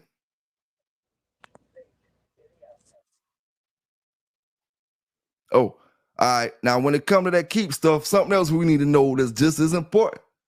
Knowing it's time to let your dog rest. You know what I'm saying? You might be giving them too much exercise. Sometimes you just got to know to let that dog rest. You might have to let them rest for more than one day. You know what I'm saying? You might have to let them rest for 2 days. You know what I'm saying? It just depends, but you got to know what the dog looks like when he needs rest, man, when he needs time off. You know what I'm saying? You can't even work day after day, week after week without being stressed out. You know what I'm saying? Without just going crazy sometimes. You need 3 or 4 days off sometimes. So, you know, it may need more than 1 day. You know, you may need more than 1 day. It just depends on how hard you're working them. You know? And then that goes back to what I was saying about the hand walking. When you're doing hand walking, that kind of helps you out with that rest thing because you're not as stressed out as you would normally be on a meal. Your dog don't get stressed with that. That hand walk is a stress reliever. You know, you're not putting stress on the dog. When you hand walk them, you're relieving stress. The treadmill is a stress bringer. You know what I'm saying? You can stress a dog out doing too much of that treadmill. You know, when you need rest, you can see your dog work level drop. If you're really paying attention to it, you know, you can see the work level drop. You're not getting the same intensity that you was getting, you know, a while ago. And understand, my dog brothers and sisters out there, that I never tell or try to encourage you to train a dog for war, you know. But if you decide to train your dog for protection, protection is what protection is. You get a gun for protection. If you come mess with a person with a gun, then it's war. If you mess with a person that got a protection dog and he trained it for protection, then that means it's war. So it is what it is when it comes to that. You know, it's all about being responsible at the end of the day and making sure that you about that commitment before you get started on something that you might not be able to handle in the long run. You know what I'm saying? And like I say, you got to be able to look at a dog and see his work level drop. You know, pay close attention to your dog from the beginning to the end of the program. You know, too much weight loss gonna obviously make your dog weaker.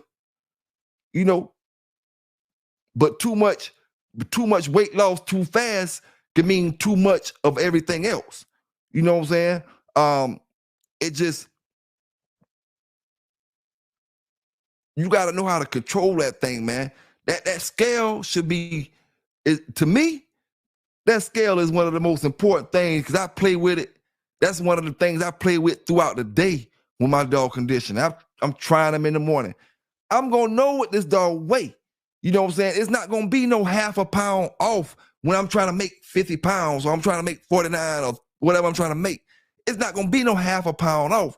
I'm going to be on that shit, you know, dead on it. When he put him on the beam, 50 pounds, you know, or 49. And the only way you can do that, you can't do that by half-assing. You can't do that by bullshitting around. You got to make sure that you know the mathematics of that dog. When you look at him, you got to be playing a guess game before you even throw him on a beam. You got to be playing with your own mind. He going to be 50. He going to be 52 today. And then you know he 52 and a quarter, or he 51 and 3/4 and a little bit more. You know what I'm saying? And the thing y'all brothers had the advantage modern day time compared to us brothers back then We had fish scales. You know, them tall scales without a digital thing on it and all that stuff like that. Y'all got the digital shit where you can see the points and all that type of stuff. You know, them little fish scales. Let me let y'all brothers know if you don't know. They can be manipulated. They can be tampered with and made to seem one way and look a certain way, but don't be putting the actual weight on that scale. If a brother know how to go in there and rig that, certain brothers know how to do it. I'm just gonna say it like that. You know, them digital scales, you ain't playing with them all kind of ways, and they accurate. You know, to the dime, to the point. You know, with them hanging fish scales, a brother be like, oh, you know, we want to argue about something when it comes to the points 1, 2, and 3. And the stuff a brother might shave the hair off his dog about. You know what I'm saying? So, you know, you had to play with that scale, play with that beam, know that dog inside out, no matter what, you know. And like I said, when you're paying attention to that, you can see when he working hard, when he seem like he need rest. When you're paying attention to the dog itself, you can tell every single thing that the dog desires and needs. You know what I'm saying? You can tell every single thing. Now, I want to make this statement right here real quick. Some of the best dogs, because a brother asked me a little while ago, let me take me a drink of this water right here. Brother asked me a little while ago about the big kennels and the little kennels. I'm going to tell you like this. Look, you may get some of your best bulldogs from the people that you want to look down on. You know, them people that you looking down on, them the ones you going to get your best dogs from, because they going to make the crosses them big kennels ain't making. You know, and they going to get better dogs from it. They might not have the name that kennel got, but as you looking for, oh, I bought a dog from so-and-so, I bought a dog from Pelican Bay, or you buy a dog from your homeboy around the corner who got the best shit in the fucking country. You know, you ain't gonna buy it from him. I see that every day. You know, brothers will go, won't buy my shit, but will go buy somebody else with some bullshit dog. You know, brothers do it every day. Don't support the home team. You know, it just is what it is, man. And everybody got a home team, not just my home team, your home team. You know, the next man home team. That brother got some good dogs, and the best dog is gonna be at the man house where y'all want to talk down on all the time, or y'all want to, not the big dog man that everybody talking shit about. No, the little man that everybody want to think he ain't got nothing. That man got the best damn dogs around.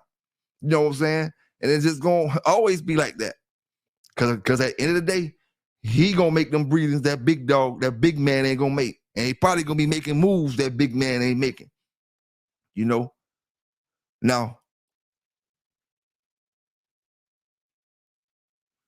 Honey No Salt, salute to my brother Honey No Salt in the building. I seen you drop in there earlier, dog. I was talking about something I couldn't even get off on it at the time. But salute to you, big dog. You know, for them brothers who got them old family reds, we about to take the value up on them. We about to take the value up on them old family Southern reds. You know what I'm saying? Yes, sir.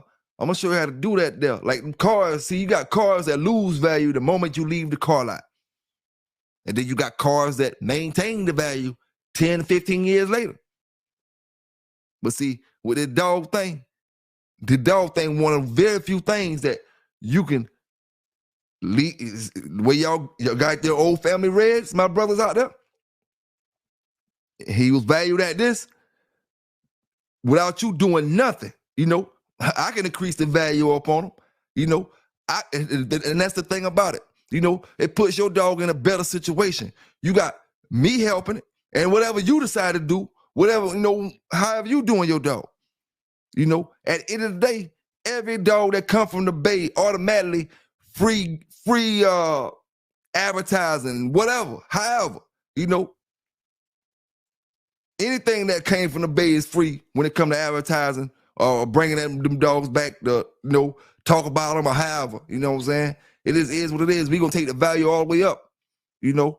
And that's what we supposed to do, man. Keep that value going. We ain't losing value, we gaining value, you know? And the only way I can do that is put JD in the position for success. Put Mellow Yellow in the position for success. You know, that's the only way I can do it. Yes, sir, man. Now, when it come to that keep food, we talking about that keep food and them keeps and all that stuff like that. Raw eggs. You know, the raw eggs, too much ain't gonna hurt you, dog. You know, some brothers like to cook, some brothers like to give it to them raw. I just crack the egg and just drop the whole damn thing in there. They eat the shell and all. You know what I'm saying? Collard greens. Collard greens best if you cook them lightly steam them or whatever. Not all the way, just lightly steam them. And you got to keep the damn water in the juice. You got to make sure you keep the water in the juice because that's where all your vitamins at. You know what I mean? So salute to you, fam. Salute to you. You got to keep the water from your collards when you cook it. You know, and don't cook them all the way. Just steam them a little tad bit. Your cottage cheese going to be good for you. You know, do your research. Your bran flakes, like corn flakes with no sugar. The bran flakes, though, that's going to be good for your high-protein dog food. At least 24% meat-based dog food. When we talking about salmon, deer, stuff like that, you know, you got dog food that got them kind of foods in it. You know, back in the days, I used to just buy a small bag of that damn Taste of the Wild or something like that because they have all them different things in it, the salmon, the sweet peas, and all that. I just buy a small bag of that for my keep, just for that one dog. And he the only one eating out of that bag, so it lasts him throughout the whole keep pretty much. You know what I'm saying? Maybe go into a second bag at the most, but if he the only one eating out of it, they ain't gonna, you know, it'll last, and that's a high grade of food with supposedly, because half these foods don't got none of the shit they said they got in it. Supposedly got meat, vegetables, and, you know, different things in it for the first 5 ingredients, you know, at least. So yeah, man, collard greens great for your dog. Any type of greens I heard is great for your dog. I haven't seen a brother that say greens are good for your dog. But anything given the dog the wrong way probably could be unhealthy for it, you know? Yes, sir. Yes, sir. Yeah, them dogs like that sweet potato.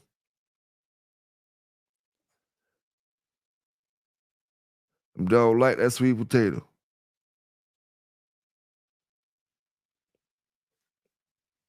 Now, another thing that comes from whenever you play with that scale a lot, you know what adds and takes away from your dog when it's time to add and take away from them. You know what I'm saying? And that all comes with playing with the scale. If you weigh him and then you go throw this right here in his bowl and he eat it, and now he weighing this, you know what it was. And then after he used the bathroom, you gotta weigh him. You know, to seeing what he weighing now. And then seeing what he weighing after he, you know, I just check it all back in them days. You know what I'm saying? To make sure I can go a whole day without even using the scale, and then pretty much only thing I'm using the scale for is just to make sure I'm right, because in my head I'm thinking he this right here, he should be this. He may be 5, you know, a little half a pound off or something because it ain't show day or nothing like that. So he might be a half a pound or so off, but he had the weight that I want him to be at. And the only way you can do that, man, is to get familiar with that beam. You know, get familiar with that beam. Now, on another note, boy, I'm gonna drop this damn link down in this chat because I know this is gonna get somebody want to talk about this. Cause hey, I ain't gonna lie to you, I didn't think about this until the damn day. You know.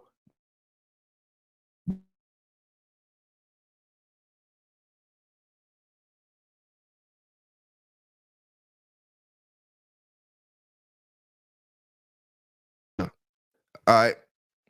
Now, what I want to ask brothers is, should steroid testing be done for pit bull competitions? My brothers, now, all opinions are welcome. Should steroid testing be done for pit bull competitions? And I say, fuck yeah. You know, fuck yeah. Because, dog, listen here. You know, we all know that we didn't consider steroids cheating back in the days when we can do all that stuff with the dogs. But now let's be real about all these other competitions. Treadmill race, steroids, you fucking cheating. Confirmation, steroids, you fucking cheating. Lure chasing, steroids, you fucking cheating. You know, spring pole, weight pulling, steroids, you fucking cheating. You know, it just is what it is. So you cheat in all them sports with steroids, but just that one in the box, it ain't considered cheating. I guess we give ourselves a little leeway, you know. Just in a box, it ain't considered cheating. And I agree that brothers, no, it was never considered cheating. But I'm just sitting here thinking like, oh, we go to a treadmill race and this brother on steroids, and this motherfucker cheating, man. This motherfucker done went Ben Johnson on me. You know, shit, this motherfucker cheating. You in the weight pool, you on steroids, man, you cheating. He gonna have to be some steroid testing up in this pit bull thing, man. You know, it's gonna have to be some steroid testing up in this pit bull thing. We're gonna have to, somebody gonna have to advance the levels to this thing. You know, you brothers going out here pulling 2 houses when you weight pulling, man, you on something. You on something. And then this brother over here trying to play the game fair, he can't even keep up with you. You know what I'm saying? He can't even keep up with you. Salute Dickie Foster in the building, yes sir. Brothers can't keep up with you because you juiced up on steroids. But that's the way you brothers came up, like steroids wasn't cheating. Now, coming into this new era where brothers going more in detail into the sport of this thing, steroids is cheating. Steroids is cheating. Now, how many years we go until they bring testing out? I don't know. We may go another 20, 30 years before they bring steroid testing out on pit bull sports or any dog sports. Any steroid on any dog sport, shutsing. Imagine you got a pit bull out there on steroids doing shutsing. And everybody else, you know, just got their dog trained. Man, that's the dog that you ain't gonna be able to call out. That's the dog you can't call out because this motherfucker done in the zone and in the red that you can't even be backed out because he on that juice. You know?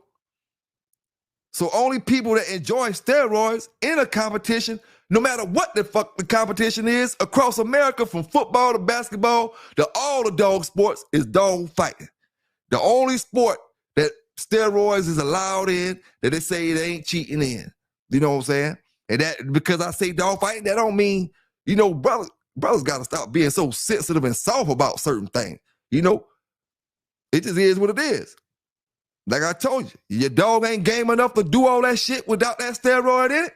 My whole thing was, he ain't what you say he is. You know, yeah, you got something in him to make him perform and do it.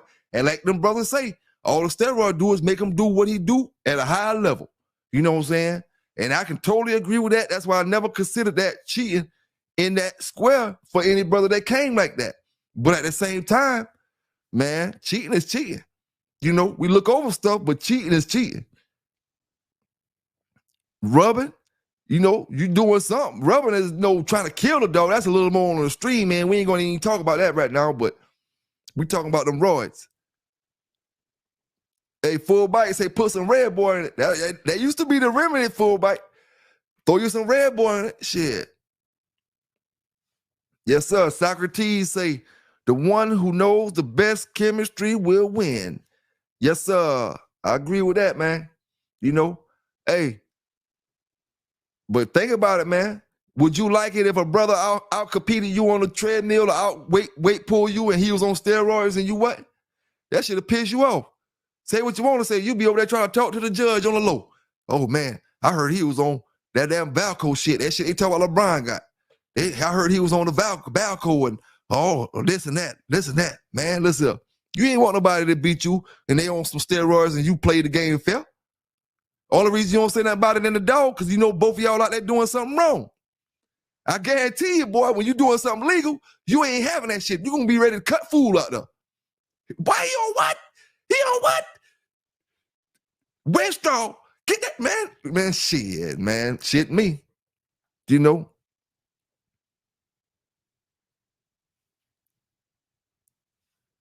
Yes, sir, man.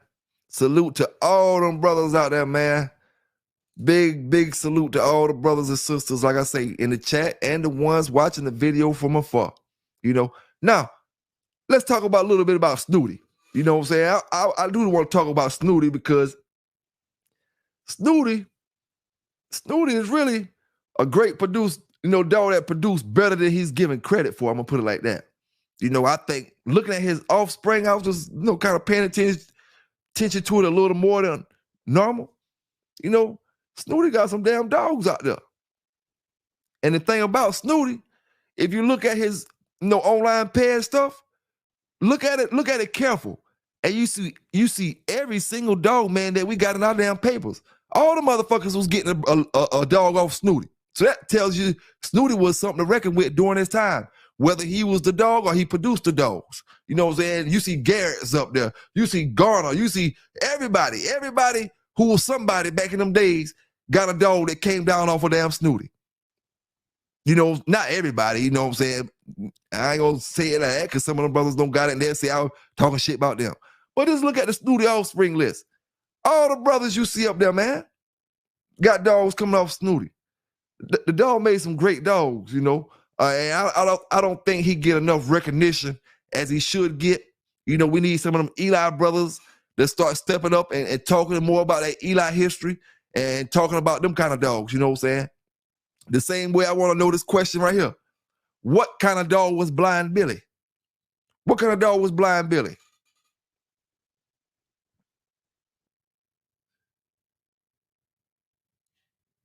You know, and we talking about the same Blind Billy. I could be mistaken, but is this the same Blind Billy that Mayfield say he had the false pedigree?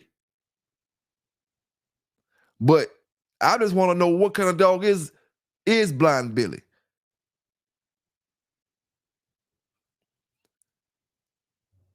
And why, you know, why did we start using the way we use bloodlines and say different, like say we say Garner when it comes to his dogs. We say Red Boy when it comes to his dogs. But what happened to all the people before that? We don't use none of their names the same ways that we use Red Boy, Garner. I'm gonna put my name out there, PBK. Anybody who got a kennel, you know, from the old school names that's out there, we don't use the names like before Snooty, the Hansel and all them brothers. They had the Hubbard, you know, all the dogs. We don't use them as bloodlines and speak of them as bloodlines the way we speak on these brothers or the brothers from the 80s, the late 70s, the 80s, and the 90s. You know, whether we use their name or whether we use their kennel name. Oh, yeah, Vernon. Hey, Vernon Starr, thanks for reminding me, dog. He said the Carolinas love that Mims Snooty stuff. Hey, man, that's one of the names I see. Brother Mims was up there heavy on that Snooty stuff. You know what I'm saying? Up there heavy. You know, my boy P, he had a good Snooty dog back in the days. He had a good Snooty one, Red Nose. I'm not sure how he was bred, but I know he had some Snooty stuff in him. But hell, that's like saying, hell, all the Chinaman stuff got Snooty in them. So shit, I really need to know how he was bred before I speak on him. But yeah, that Mims, man, Mims love that Snooty stuff. And that all that tells me, man, is Snooty was a hellified dog in his era. You know what I'm saying? He was a hellified dog, and the word got around because all them boys had some of that stuff. All of them had some of it. Full Bite say all that shit is Debo. So you think they would have been calling it a Debo dog? Back in them days, they'd be like, oh, I got a Debo dog. You know, that's probably what they were saying. I got a Debo dog or something like that. But why wasn't they calling the Debo a bounce dog? But they maybe was doing it, you know. I never liked the Snooty stuff either, man. Eli Monster. I never liked the Snooty stuff either. But when I look at it, you know, when I look at his offspring and I look at all the stuff that's up there, you know, the proof is in the pudding. You know, a lot of brothers bought some dogs off of him, and when you look at the offspring, he got a lot of winners. A lot of winners.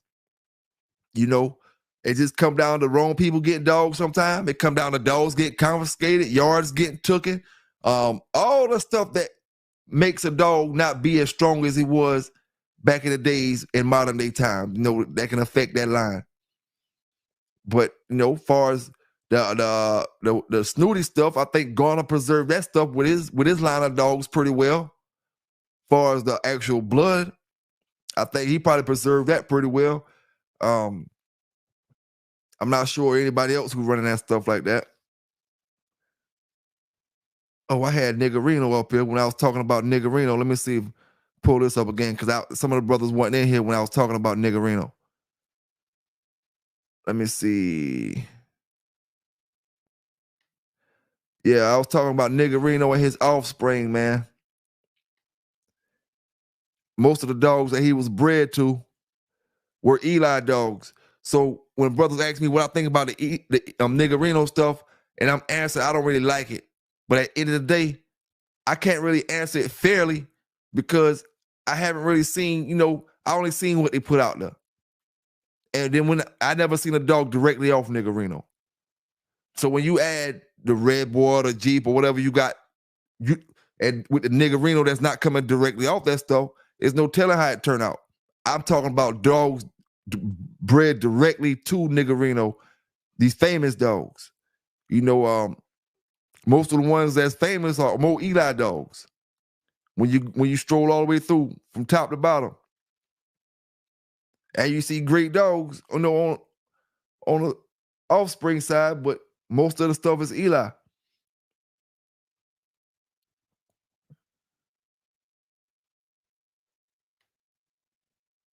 Now Niggerino looked great. If it was a dog that y'all could say off of Niggerino, that was his exact replica, do you know who that dog will be?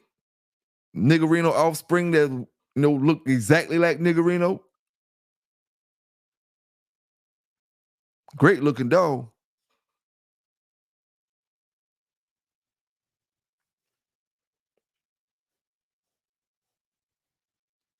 So I guess Niggerino will be a pure Eli dog with a little bit of something else on the bottom, a little bit of that Heinzel Gringo on the bottom.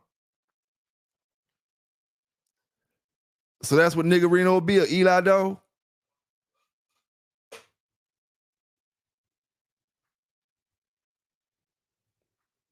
Vernon Starr, who Red Rover off of? Niggerino? That's the Niggerino dog that you say, when I was asking the question just now, champion Red Rover?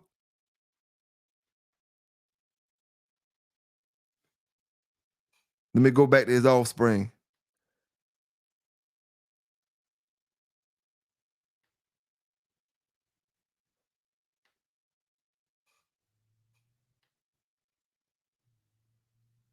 Let me go back to his offspring, champion Red, see if I can find it real quick.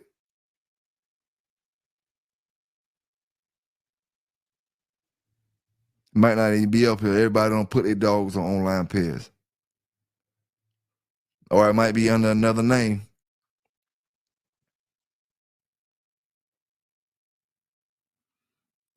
Yeah, I don't see him up there. Oh, let me check the second page.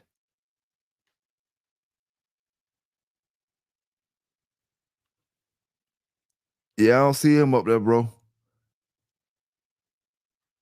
But, that don't mean shit because he ain't up here on online pairs.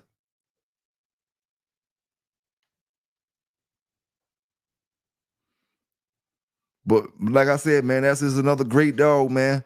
A lot of dogs get bad reputations because they wasn't bred the right ways. When I say right, by all the different lines out here now, we trying to compare them to. You got a brother who maybe bred this shit 20 to 30 times to a certain line of dogs, and then we trying to compare them to the world dogs. You know what I'm saying? It's just, if that Niggerino dog would have been bred to some of the best Jeep daughters, some of the best Red Boy daughters, some of the, because I'm quite sure Niggerino was around when Jeep them was around. You know what I'm saying? I'm not sure about Red Boy, but I'm quite sure he was around when Jeep was around. He could have bred some of his daughters. And I know brothers was hearing about some of these dogs that was producing great, I had something I wanted to talk about with Molly B too, but I can't seem to find my information and I don't want to give the wrong information. I want to say Molly B is bred to Snooty too as well, didn't it? Got some puppies off Molly B and Snooty. I know that's some hellified shit there.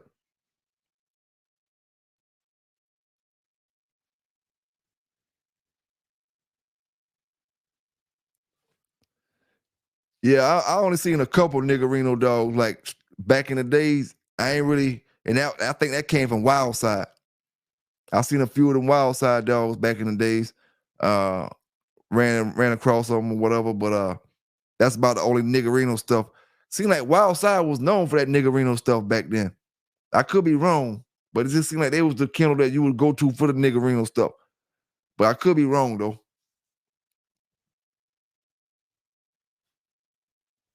And the dude Cates. Big Frederick, what's going on? Salute to you. In the woods, salute to you. Thanks for dropping in tonight. Appreciate you, big homie. Yes, sir, man. Salute everybody that with all the lines out there. You know what I'm saying? Red Boy, Jocko, Jeep, Eli, Sorrells, Bolio, whatever you got. Midnight Cowboy, whatever you got, man. Whatever you got. And most of these lines going back to Eli or going back to Mayfield's this or Tudor's Dabo. So to make everybody happy, I'm just going to call them all Dabo dogs. You know what I'm saying? And the ones that ain't coming off Dabo, we need to start looking at them. How these dogs look that don't got no Dabo in it at all compared to these pit bulls that got full of Dabo. No top and bottom that came down off of Dabo, compared to the dogs with no Dabo in them, period. Had we even took a look and see if these dogs look any different? Maybe one have better structure than the other ones.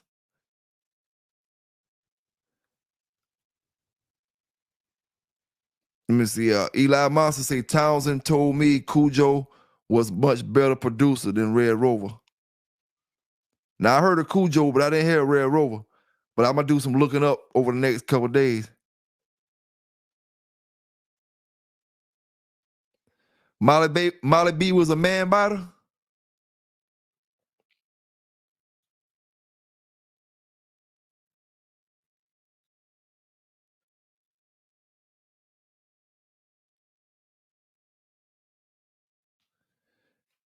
Yeah. Everything I ever heard about Molly B was nothing but good stuff. You ain't never heard nothing bad about her. I ain't never even heard that she, as far as breeding wise, I guess she took care of puppies, but I ain't never heard nothing bad about Molly B.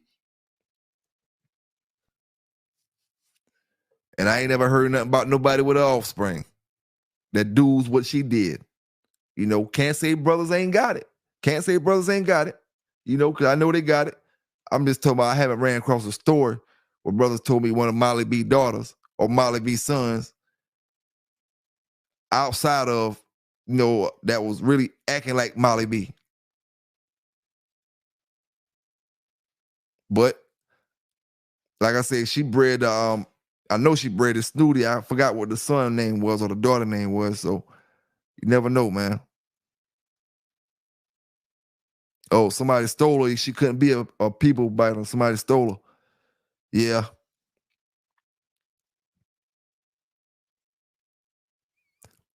Brother Vernon Starr said his KP had one male that was a grandson of Red Rover. Took him to almost 3 before he fired up. Once he did, he was a stifle eater. Some brothers ain't going to wait that long.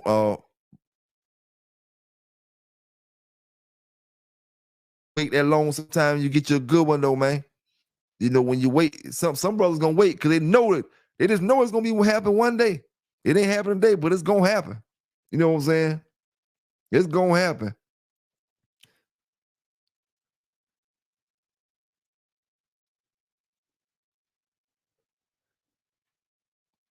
So we gonna start doing some research on this Blind Billy stuff. I'm gonna see if I can get some old schoolers that can tell me more about this Blind Billy dog. And what's up with Mayfield's statement that this dog ain't really off of what it says off of. And guess what? It don't matter now. How many hell, man? Why? Let me ask y'all brothers this right here, right? Why does it matter if these modern day dogs ain't off who they say they off of? When we already know Red Boy, we don't know who the hell he off of. You know what I'm saying? We don't know who hell one or two more over here ain't off of from the old school, but we give them passes. Ever since I've been a little boy, they say they found Red Boy on the side of the damn road. Maybe the story got switched up by the time it got to my house. Maybe it wasn't Red Boy. Maybe it was his daddy. Maybe it was his cousin. But it was affiliated with the Red Boy story and finding him, not being papered down, a paper dog. You know what I'm saying? We let all that slide, so we didn't used to worry about, what the hell we got if it ain't off of it. As long as you got you some papers at your house to say it's off of that, that's all it fuck it. It is what it is, man. You know what I'm saying? We can bicker and say this and say that, but like the brothers say, you can throw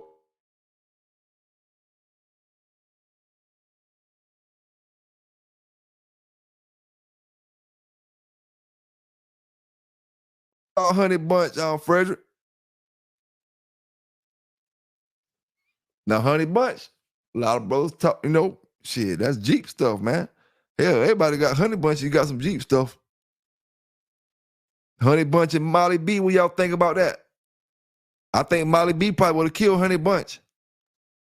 Reason why I say that, you ain't never heard no bad stuff about Molly B, but you done heard I done heard some stuff about Honey Bunch in the bushes, you know what I'm saying? When shaking the bushes, I done heard a few things about Honey Bunch. I ain't never heard nothing about Molly B.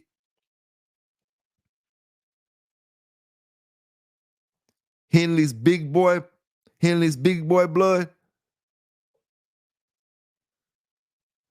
Oh yeah, man. Carver, was pretty much top echelon of the dog game back in them days. You just look at the pairs, you could tell that. Carver had that smoke. You know what I'm saying? Say what you want. However the man was, the man had that shit. You know what I'm saying? And a lot of brothers was going to it, creating lines that we got today through Carver stuff. Each man played their own part when it comes to this game, man. From Kobe to the next man, from Leitner to Kobe to Tudor to Carver to Mayfield. Everybody played their part to create their little thing to make it to the next generation. What part you gonna play? To make this shit go to the next generation of dog men that's coming up. You know what I'm saying? Them brothers all did their little part and passed it on. Did their little part and passed it on. Hey, now say how Honey Bunch bred, who knows? Carver knows, you right. Them brothers back then who had them dogs, they sent back the ones who still living, they laughing at our ass. The ones who dead, they ain't thinking about it. But the ones who living, they sitting back laughing. Them boys be going crazy out there about them pedigrees, only if they knew. Red boy was off a Beagle Hound, Mayday. This dog was off of a little older than Mayday. These dogs was off of this and these dogs was off of that. Man, only them old schoolers gonna know, man. But the thing about it, when they did that back in the days, they did it for a reason, and it wasn't the papers. If you can best believe, if them brothers did any crossing with anything, I'm talking about in the 70s, 60s, and beyond, if they crossed to anything, it ain't had nothing to do with no damn papers. You can bet your bottom dollar it had something to do with some action. Lights, cameras, action.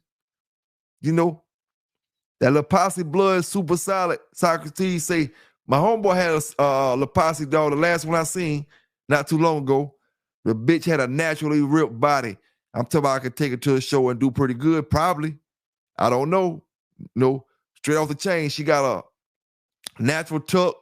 She just had that body frame, you know what I'm saying? Skinny looking dog. She ain't had no real big bones, could cost her, but kind of skinny dog. She was like a seal color. But man, she looked good as hell though. I ain't gonna lie to you. That dog looked good, and she was a firecracker on the chain, running back and forth all day long on the chain. She was probably about, I'm gonna say about a good 30, maybe 35 pounds, somewhere around that area.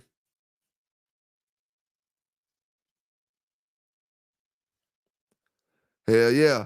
You could find Vernon said you could find a good dog that's walking around back in the days. Walking around through the streets. Hey, you ain't lying about that. You ain't lying about that.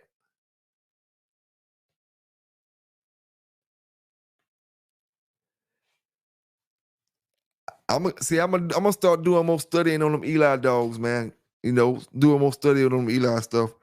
Cause I might want to add some of that stuff in my program one day, and I need to know what's what, which one is the bullshit, which one is the good shit, I just need to know what's what. So I'm gonna do more studying on that line. I don't want to say the wrong things when it comes to them lines, cause them Eli boys will cut my head off. You know what I'm saying? So I'm gonna do my research. You know what I'm saying? I know a few things. And like I said before, most of my stuff that I know about the Eli stuff come from off Garner's side. Because he was on my side of town back in them days. And then most of the dogs I know, Floyd dogs weren't really pumping around here like that. Them brothers was in other areas. Not saying no brothers didn't have any, you know what I'm saying? But I'm just talking about for the majority, with the majority brothers, like Garner had that damn shit sold up. His dogs was everywhere. Along with the other brothers who was out during that time in this area. You know?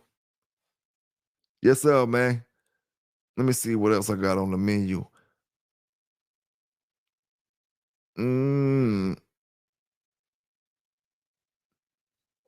Yeah, man, I think I might be about covered everything, man. We're going to take this thing to 2 hours, though. I want to send a salute to my brothers down in the chat. You know what I'm saying? Like I said, they've been rocking with me all night. We try to do that thing. Salute to all the brothers that's competing in these competitions coming up. We can't stress it enough. You know what I'm saying? Gotta support y'all brothers. You know what I'm saying? Gotta put y'all brothers on the limelight, in the front light, like I told y'all, and like I did last time for the brother Gas and Go when he kick ass in the damn Digital Dog Show 2 times. Shit. Whoever win, the best in show, the top, whoever win that top award, you know, I don't care who it is, whoever win it, I'm gonna do my promotional part, because you know, you had to do your thing, trying to get that dog ready. It ain't no easy task. And you competing against a lot of brothers out there, you know? So, shit, it just is what it is, man. But salute to all them brothers, man. Y'all keep doing the right things with these dogs. Salute to all the dog channels out there. Y'all keep doing the right things with these dogs. Oh, I'm glad I thought about it. Boy, I want to get an interview with Yellow One. Yellow One. Boy, I gotta get an interview with you, Yellow One. I need to figure out what it feels like to be a one-time winner. Salute the Yellow One, man. Hey, it is what it is. It is what it is. I just check out the versus battle, man. Fucking with you, man. Check out the versus joint. I ain't watch it all. I just checked out a little bit of it. Y'all boys crazy, man. Everybody crazy, I guess. I guess that's the way folk feel. But y'all, salute to my brothers with the dog channels, man. Y'all keep putting that content out. Y'all keep doing y'all thing. You know what I'm saying? I'm going to get Brother Yellow One up here, the one-time winner. It is what it is.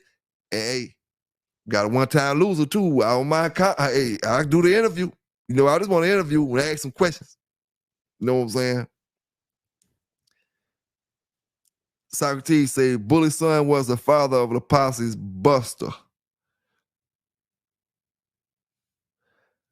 I don't really know about the Bully Son blood, man, other than, like, you know, them being the famous dogs and a lot of our dog pedigrees.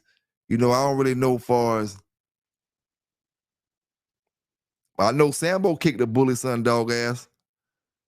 Motherfucker, I don't know how tight he was bred, but he damn sure got hold to him. Had him out there fish flapping. You know what fish flapping mean?